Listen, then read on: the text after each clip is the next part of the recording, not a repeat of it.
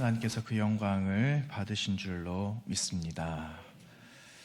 오늘 우리가 나누었던 누가복음과 마태복음 두 곳의 말씀을 이제 오늘 본문으로 삼았습니다. 특별히 처음에 우리가 나누었던 마태복음의 이 말씀은 예수님께서 마태를 부르시는 장면이죠. 여러분 잘 아시듯이 마태는 세리였습니다.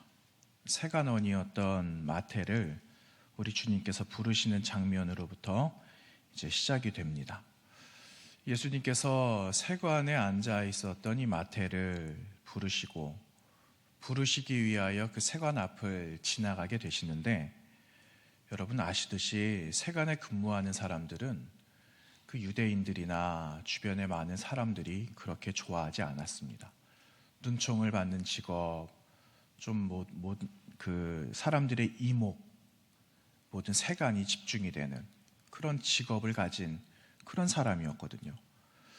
그때 당시 이제 로마의 지배를 받고 있었기 때문에 백성들로부터 거두어들인 그 세금의 전부는 이제 모든 것이 로마의 황제에게 바쳐져야 됐습니다. 그런데 로마가 요구하는 그 양보다 이 세관에 있는 세리들이 더 많은 것을 요구를 하는 거죠. 그렇게 해서 로마 정부에다가 드리는 것 이외에 남겨진 것은 자신들의 그것으로 삼게 되는 겁니다. 그래서 이 주변으로부터 많은 유대인들에게 세리들은 배척을 당하게 되었습니다. 그런 상황에서 예수님께서 그 세리인 마태를 부르신다라는 게 참 마음에 들지 않았던 거죠. 예수님의 행동, 예수님께서 하시는 말씀들이 마음에 들지 않았던 겁니다. 그를 불러서 예수님의 제자가 이제 되게 되는데 그것이 이해가 되지 않고 동의가 되지 않았다라는 겁니다.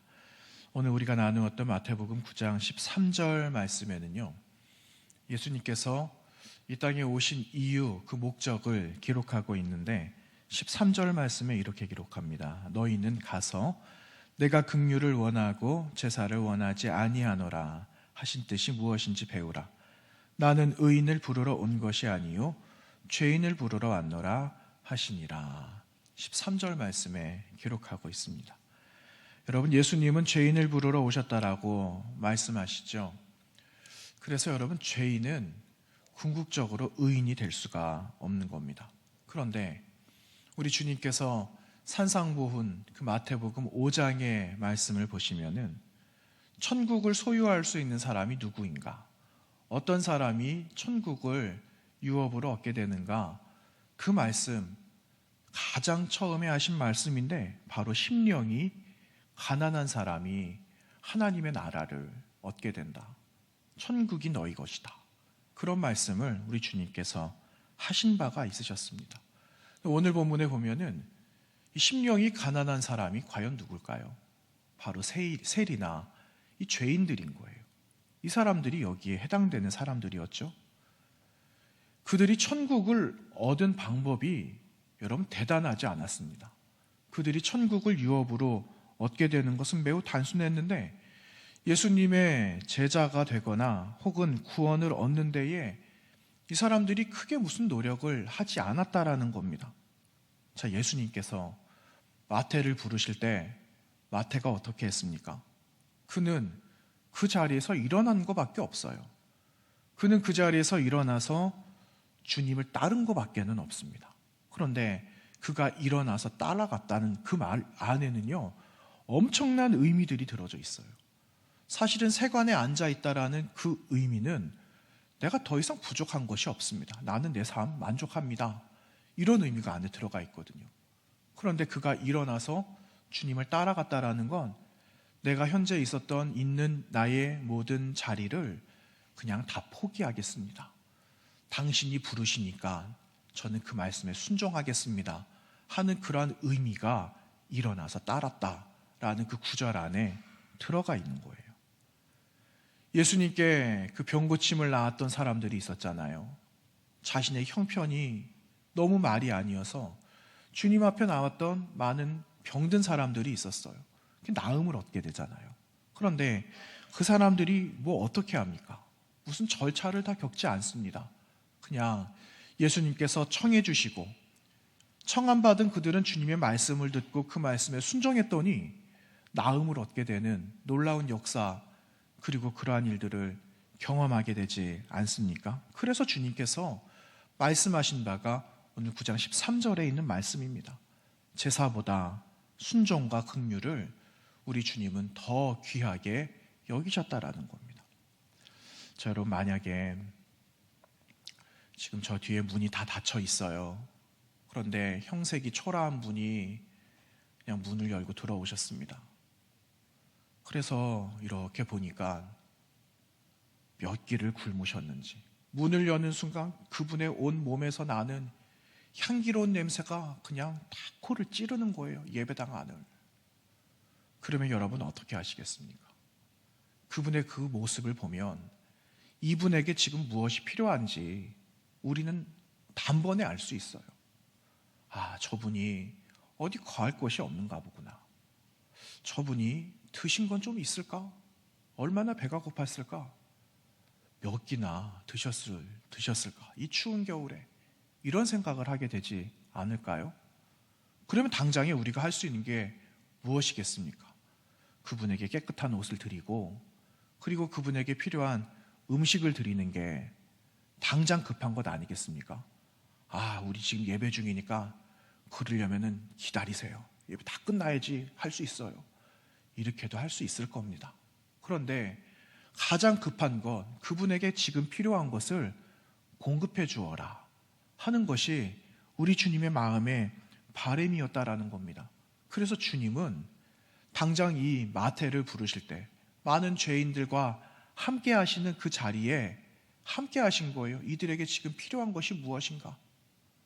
아, 이들에게는 위로가 필요해. 이들에게는 나음이 필요하지. 얼마나 인생의 많은 굴레 가운데 묶여가지고 길을 펴지 못하고 살았을까? 이걸 주님이 아셨기 때문에 주님은 그들과 함께 그 자리에 같은 공간에 그 시간을 보내주셨다라는 겁니다. 여러분, 우리 주님은 이렇게 우리 한 사람 한 사람의 형편을 아시고 긍휼의 은혜를 베풀어 주시는 분이심을 우리는 믿습니다. 여러분, 대림절 두 번째 주일을 우리가 맞이했습니다. 그런데 주님께서 죄인을 부르시고 또 그 죄인을 회개하게 하시고, 그리고 그 백성들을 하나님의 자녀로 삼아주셨다라는 거죠. 근데 우리도 그와 같이 주님께서 우리를 부르셨다라는 겁니다.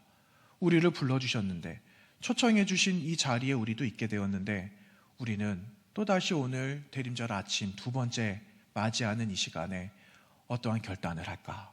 이것을 하나님께서 주시는 마음을 여러분 마음에 잘 새기시는 그런 귀한 아침 되시기를 간절히 원합니다. 여러분, 우리가 나누었던 두 번째 본문을 한번 볼까요? 누가복음 15장에 있는 말씀은 제가 일일이 다 말씀드리지 않아도 이미 다 아시는 내용이에요.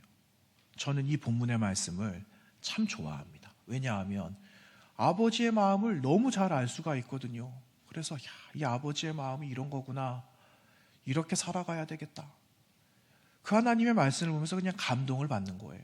그런데 오늘 우리가 나누었던 누가복음 15장의 말씀도 주님께서 마태를 부르셨던 그 분위기하고 그냥 일맥상통하다라는 거죠.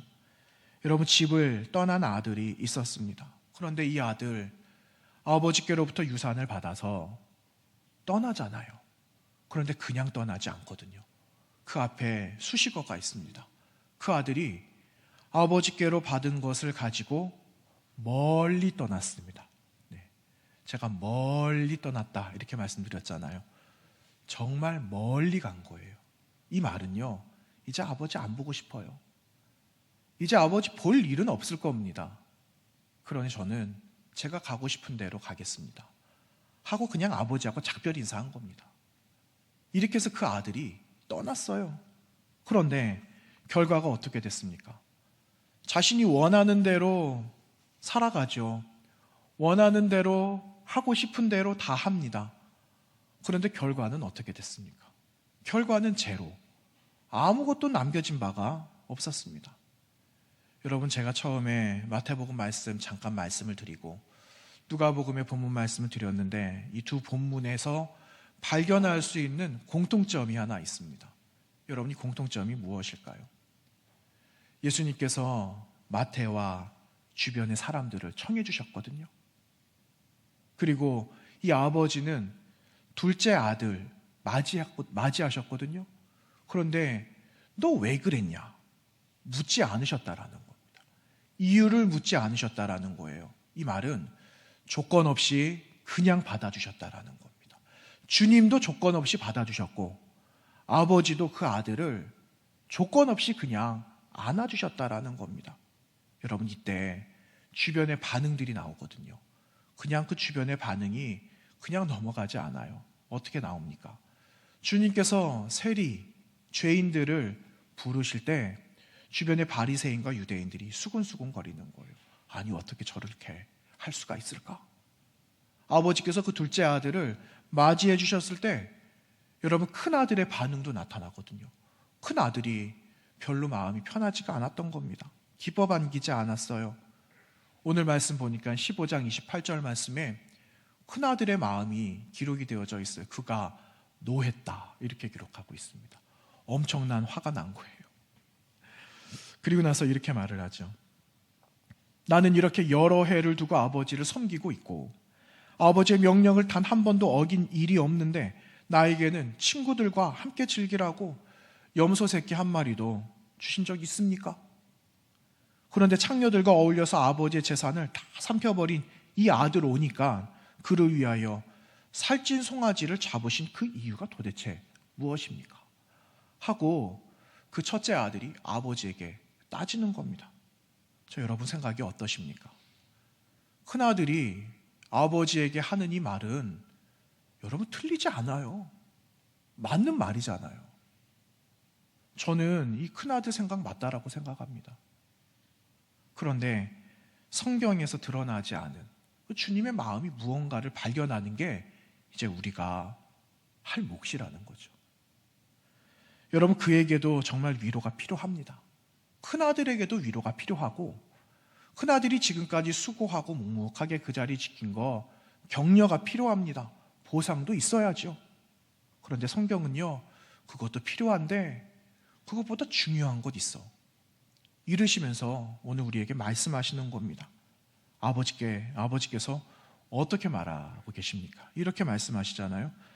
죽은 줄 알았던 내 동생이 살아 돌아오지 않았느냐? 이런 줄 알았는데 이렇게 돌아왔으니 다시 얻게 된 것 아니냐?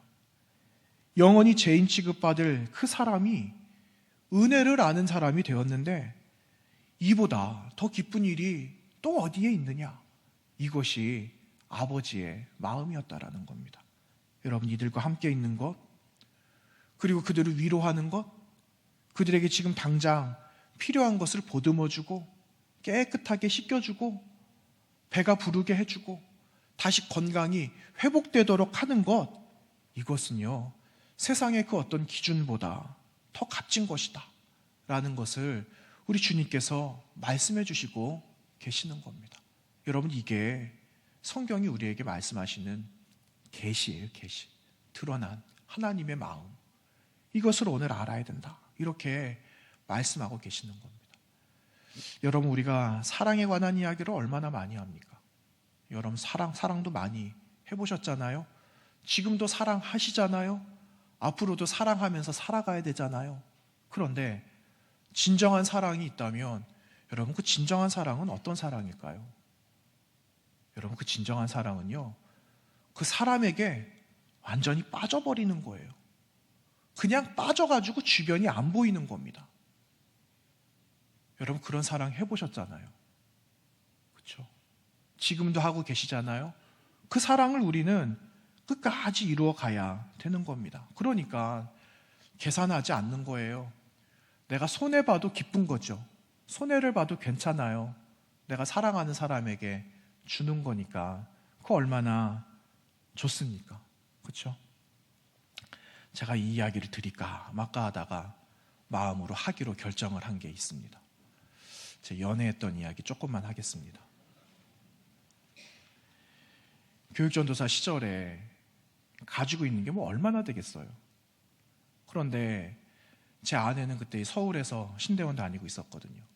그러면은 일주일에 한 번 만나는 거예요, 한 번. 사역을 공교롭게도 한 교회에서 같이 했어요. 그러니까 주변의 성도들은 모르게 몰래 하는 것이 얼마나 흥미롭고 좋았는지 모릅니다. 그런데 어쨌든 그 일주일에 단 한 번을 만나는데 사역을 끝내면 저녁에 밥 한 끼 먹고 차 한 잔 마시는 게 전부거든요. 그런데 그 다음날 새벽 기차 타고 또 가야 되는 거예요, 제 아내는. 그러면은 주일 사역 끝나면 둘이 같이 있는 시간 불과 한 4시간 정도? 4시간 정도인데 10시가 되면 차가 끊기는 거예요. 10시가 되면. 그러니까 제가 타야 되는 그 차가 종점으로 출발을 하는데 다른 차들보다 빨리 끊기는 겁니다. 저는 이제 버스를 놓치면 안 되잖아요. 그래서 10시가 막차였는데 10시 차 안 끊기려고 부랴부랴 뛰어가면 차가 벌써 떠나버리고 마는 거예요. 그러면은 저는 어떻게 합니까? 1시간, 2시간 넘게 걸어올 수는 없잖아요. 그러면 이제 택시를 타는 거예요, 택시. 택시를 타는 게 한두 푼 드는 것도 아니고 많이 들잖아요. 아니, 그러면 지하철 타면 되지. 저희 동네엔 지하철도 없었습니다. 그래서 결국은 택시를 타야 되는데 택시비가 생각보다 만만치 않은 거예요. 그런데 밥값보다 더 많이 들어가요. 택시비, 교통비가 이만큼 나오니까 감당이 되겠습니까? 안 되죠. 그런데 그때는요, 뭐에 그렇게 콩깍지가 씌었는지 그냥 그게 좋은 겁니다. 그래도 좋은 거예요. 그냥 뭐 없으면 내가 다음날 학교 가서 밥 한 끼 그냥 금식하면 되지, 안 먹으면 되지, 이런 거죠. 그렇게 해가지고 신학교 시절을 보냈던 적이 있어요. 그래도 기쁜 게 빠지니까 그런 거예요. 흠뻑 빠져버리니까 뭐 없어도 기쁜 거예요. 그냥 바보처럼 그냥 헤헤 거리고 그냥 좋아하면서 다니는 거죠. 여러분, 이게 사랑 아니겠습니까? 그런데 나의 이익을 생각을 해요. 나의 유익을 생각을 해요. 그러면 사랑할 수가 없는 거예요. 여러분, 이보다 상대를 탓할 겁니다. 책임을 추궁하겠죠? 아니, 당신이 아니었으면, 내가 당신 안 만났으면 내가 그냥 내 좋은 거 사고 먹고 마시고 했을 건데, 이런 단서가 붙지 않겠습니까? 여러분, 그러면 어떻게 되겠습니까? 여러분, 지나간 한 주 동안 그 사사기를 묵상을 했거든요. 사사 삼손에 관한 이야기를 한 주일 나누었습니다. 그런데 대부분 사사 삼손 이렇게 말을 하면 사사니까, 하나님 사람이니까 위대한 사람, 보통 이렇게 생각할 거예요. 그리고 어렵게 낳은 아들, 나실인, 구별된 사람, 그리고 머리가 보지는 않았어도 머리가 또 길었다라고 하잖아요. 그리고 몸은 우락부락 성난 근육을 가지고 있었을 거예요. 그리고 힘도 많이 셌을 겁니다. 이렇게 우리는 삼손하면은 이런 이미지를 떠올리거든요. 그런데 그 삼손에 대해서 어떻게 평가를 하느냐? 리디머 교회의 팀켈러 목사님, 제가 자주 말씀드리잖아요. 그 팀켈러 목사님은 삼손을 이렇게 말을 합니다. 삼손의 이야기는 선정적이며 폭력적이고 권력이 강력하게 결합된 것으로 유명하다, 이렇게 말을 해요. 그러면서 사사기에서 가장 흠이 많은 인물임을 발견하게 된다. 삼손을 이렇게 평가하고 있습니다. 여러분, 그가 블레셋 여인을 아내로 맞이하게 되거든요. 그런데 그 결혼이 온전한 결혼이 되지 못해요. 그 성정을 다스리지 못해서 그 아내를 잠시 버려두게 되는데, 그 잠시 버려둔 그 아내를 그 가족들이, 아버지가, 그 장인되는 사람이 다른 블레셋 사람한테 주니까 나중에 찾으러 왔더니 아내를 만날 수가 없는 거예요. 그래서 안가품을 하게 되거든요. 블레셋 사람을 안가품을 하게 되는데, 그것을 보고는 블레셋 사람들이 먼저 장인되었던, 그리고 처제되었던 불로 살아가지고 그냥 죽여버리고 말았어요. 그랬더니 이 삼손이란 사람이 다시 한번 그 원수를 갚는 거예요. 내가 이렇게 하는 것은 정당한 일이다. 그러니 나에게 책임을, 나에게 묻지 마라. 이런 말들을 하거든요. 결국은 블레셋을 그냥 다 모조리 몰살시켜버리는 그 장면이 사사기에 기록되어져 있습니다. 여러분, 이렇게 나의 유익을 구한다? 이것이 마땅한 것이다 라고 주장을 하게 되면 결국은 원수 갚는 일만 남게 되는 거예요. 원수가 원수를 또 갚게 되고 그 원수는 또 다른 원망과 불평과 원수 갚는 일에 그냥 집중하고 만다라는 사실입니다. 그러면 여러분, 평화와 긍휼이 없는 이 시대에 정말 그 잘못된 결정의 그 반복들이 계속해서 이어진다면 우리의 삶이 얼마나 고달프고 힘들겠습니까? 여러분, 잠언 10장 말씀 12절에는요 이렇게 말씀을 하고 있습니다. 미움은 다툼을 일으켜도 사랑은 허다한 죄를 덮느니라. 이런 말씀을 잠언서에 기록하고 있습니다.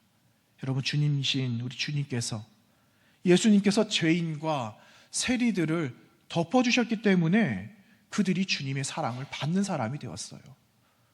그 아버지 앞에 돌아온 아들, 아버지께서 아무 말 하지 않으셨잖아요. 그냥 그 아들을 고스란히 그냥 덮어주셨어요. 푹 싸매어 주셨죠. 그러니까 그 아들은 다시 아들 된 신분을 회복할 수가 있었던 겁니다. 여러분, 얼마나 아름다워요. 여러분, 이것이 우리 주님께서 부탁하시는 사랑 아니겠습니까? 그런데 여러분, 이 말씀을 여기서 그냥 끝내면은 되겠느냐 하는 겁니다. 이렇게 끝낼 수도 있을 겁니다. 그런데 여러분, 이제부터가 시작이에요. 이제부터 여러분과 함께 나누는 말씀이 사실은 시작이에요. 여러분, 세리였던 마태 그리고 죄인들이 예수님과 한자리에 있게 된 그 장면, 그리고 아들이 어떻게 그 아버지를 다시 만날 수 있게 되었는가, 이것을 다시 한번 여러분 떠올려 보십시오. 주님께서 마태를 부르셨는데 그가 일어나서 따르지 않았다면 주님과 함께 할 수 없었다라는 겁니다. 그리고 아버지를 떠났던 둘째 아들이 돌아오지 않으려고 그냥 멀리 그냥 그 아들이 떠났는데 지금 아버지의 사랑을 입고 있다는 것은 그가 그 자리에서 일어나서 아버지께 달려갔다라는 겁니다. 그래서 새 역사를 다시 써내려갈 수가 있었던 겁니다. 여러분, 그 아들의 심정, 그 두 번째 아들의 심정이 어떨까 한번 좀 묵상을 해봤습니다. 지금 일어나서 아버지께로 돌아갈 수 있는 집은 있어요.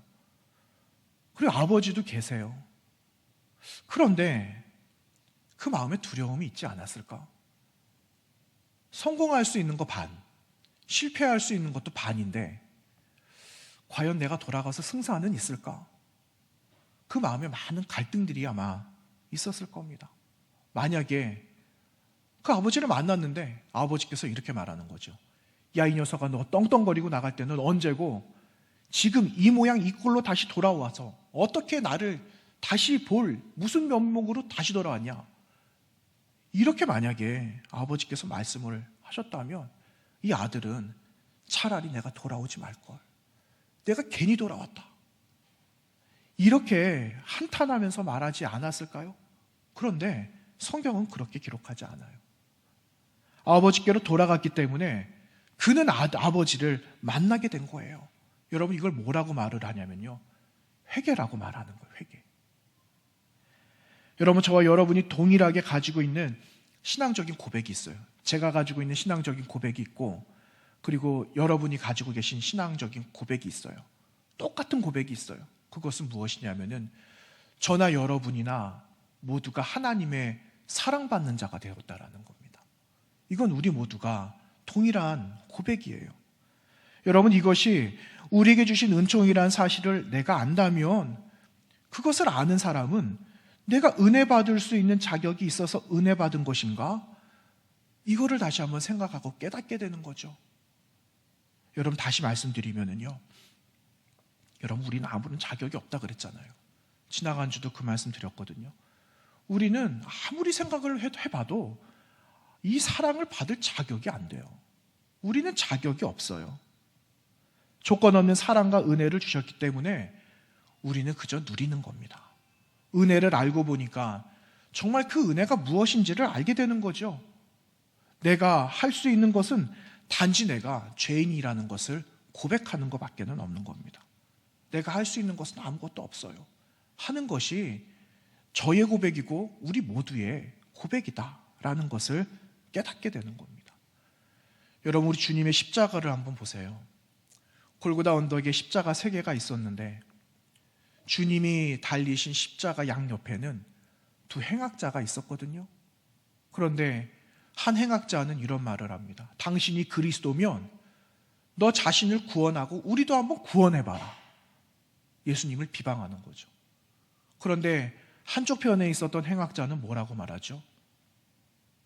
우리가 이렇게 십자가에 달려있는 건 우리가 이만한 죄를 저질렀기 때문에 당연히 보응을 받는 거야. 그런 말을 하거든요. 그러면서 한마디를 덧붙입니다. 당신께서 하나님 나라 가시면 주님 저를 한 번만 생각해 주세요. 한편에 있었던 그 행악자가 그렇게 예수님께 간절하게 회개와 용서를 구하지 않습니까? 여러분, 우리 지나간 주에 한 나라의 대통령이었던 한 분이 돌아가시는 그 일이 있었습니다. 그런데 여러 가지로 역사적인 것들을 또 생각해 보면은 나라도 그렇고 모든 국민들도 그렇고 마음에 같은 마음이 있었습니다. 어떤 마음의 안타까움, 그런 마음이 있었냐면은 그래도 마지막에 용서라도 좀 구하셨으면 얼마나 좋았을까. 그런 아쉬움의 마음들을 우리 다 가지고 있었거든요. 근데 여러분, 만약에 우리는 모두 하나님의 긍휼 없이 살아갈 수 없는 자들임을 기억을 해야 되는데, 여러분, 만약에 내가 내 공으로 여기까지 왔다, 내 능력으로 여기까지 왔다 라고 생각한다면 하나님께서 우리를 어떻게 생각하시겠습니까? 우리는 나의 능력이 이만큼이 되었기 때문에 이 자리에 있게 된 것이 아니다라는 사실을 우리는 기억해야 됩니다. 하나님의 은혜로 이 자리에 왔다라는 것을 기억해야지, 여러분, 매일매일 주시는 그 은혜를 더불어서 우리는 또 한 번 회개하고 또 한 번 하나님께 가까이 나아가는 그 기회를 날마다 누리는 자가 될 수가 있는 겁니다. 여러분, 우리 주님께서 이렇게 말씀하십니다. 한편 강도 한편에 있었던 한 행악자가 주님 나라 가실 때 저 좀 기억해 주세요라고 했을 때 우리 주님께서 잠깐만 있어봐.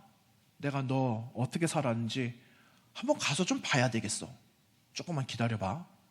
이렇게 하고 주님께서 말씀하시지 않으시고 즉시 그 자리에서 말씀하셨습니다. 마태복음 23장에 43절 이렇게 말씀합니다. 예수께서 이르시되 내가 진실로 내게 이르노니 오늘 내가 나와 함께 낙원에 있으리라. 주님께서 그 말씀하셨습니다. 즉시로. 여러분, 우리가 즉시 하나님께 엎드리고 즉시 하나님께 나아가기를 원하는 그 마음을 내가 가지고 나아간다면 우리 주님은 바로 그분은 우리를 품에 안아주시는 전능하신 하나님, 위로의 하나님이신 줄로 믿는 것입니다. 그래서 여러분, 우리는 하나님 앞에 나가야 돼요. 하나님, 저를 불쌍히 여겨주십시오. 주님 나라 가실 때 저도 꼭 데리고 가시고 지금 붙들고 있는 이 손 놓지 않도록 내가 잡은 그 손에 주님 다른 손을 또 얹어주셔서 주님 손에서 내 손이 벗어나지 않도록 주님 나를 좀 꼭 붙들어 주세요. 이런 고백이 있을 때 여러분, 우리는 하나님, 나는 죄인이에요. 나는 아무것도 공로가 없어요. 이 고백을 할 수 있게 되는 그 믿음이 있게 되는 줄로 믿는 것입니다. 여러분, 그 담배가 해악하다라는 걸 얼마나 잘 알아요. 그런데 길거리에 떨어진 담배꽉 이런 거 보게 되거든요. 근데 그 곽을 보시면은요, 문구가 있습니다. 지나친 흡연은 뭐라 적혀 있는 것 같아요. 잘 보지는 못했는데. 그리고 거기에 사진이 몇 장 또 있습니다. 한 장의 사진이 또 있던가. 근데 혹시 보신 적이 있으세요? 그 사진이 흉악합니다. 굉장히 겁이 나요. 그러면은 이거를 보는 사람들은 마음의 경각심을 가져야 되거든요. 아, 내가 이걸 끊어야 되겠다. 조금 줄여야 되겠다. 결단이 있어야 되거든요. 그런데 너무 흉악스럽고 너무 자극이 되니까 아유, 안 보겠다. 나 보기 싫어. 이렇게 덮어버린다면 여러분, 그 사람은 어떻게 될까요? 그냥 그 사람의 삶은 끝나는 거예요. 여러분, 이와 마찬가지예요. 하나님의 말씀은, 우리 손에 들려져 있는 이 말씀은요, 무겁습니다. 우리에게 명령하시는 거 얼마나 많은지 몰라요. 그 기준을 바라보면은 다 걸립니다. 저도 다 걸려요. 그래서 이 무거운 말씀 보기를 내가 말아야 되겠다고 덮어버려요. 덮어버리고 내팽개쳐 버린다면은 여러분, 우리의 삶이 어떻게 되겠습니까? 여러분, 우리는 날마다 나를 부인하고 성화되어져야 된다라고 그러는데, 성화되어져 가는 과정이 이제 없어져 버리는 거예요. 처음 주님을 만나서 영접한 것으로 나는 구원받았다, 그것으로 끝날 것이 아니라 주님을 믿고 영접한 이후의 삶이 중요하다라고 그랬잖아요. 덮어버리면 거룩해질 수가 없는 거예요. 무겁지만 불편하지만 말씀을 통해서 나를 보게 되는 겁니다. 나를 봐야 되는 거예요. 그렇게 해서 성도됨을, 하나님의 자녀됨을 우리는 확증하면서 살아가야 하는 겁니다. 여러분, 대림절 두 번째 주일을 맞이했는데 우리 믿음의 식구들이 하나님의 말씀을 좀 찔림을 받아도 겸허하게 받아들이고, 그리고 나를 구원해 주신 은혜를 생각하면서 하나님 앞에 기쁨으로 나아가고, 은혜를 입었으니 은혜를 아는 자가 되고, 은혜를, 더 풍성한 은혜를 누리면서 살아가는 그런 하나님의 사람들이 되기를 원하는 것입니다. 주님께서 그 마음을 우리에게 주시고 다시 결단하게 하실 때, 여러분, 그 마음을 가지고 다시 한번 새로운 마음으로 이번 한 주간을 또 주님과 보내면은 어떻겠습니까? 주님께서 우리 가운데 오신 것, 우리를 부르시기에 오셨습니다. 내가 잘나서가 아니라 모난 부분이 많고 다듬어져야 되는 부분들이 많고, 그래서 그것을 보시고 긍휼로 은혜를 주시려고 이 가운데 오셨습니다.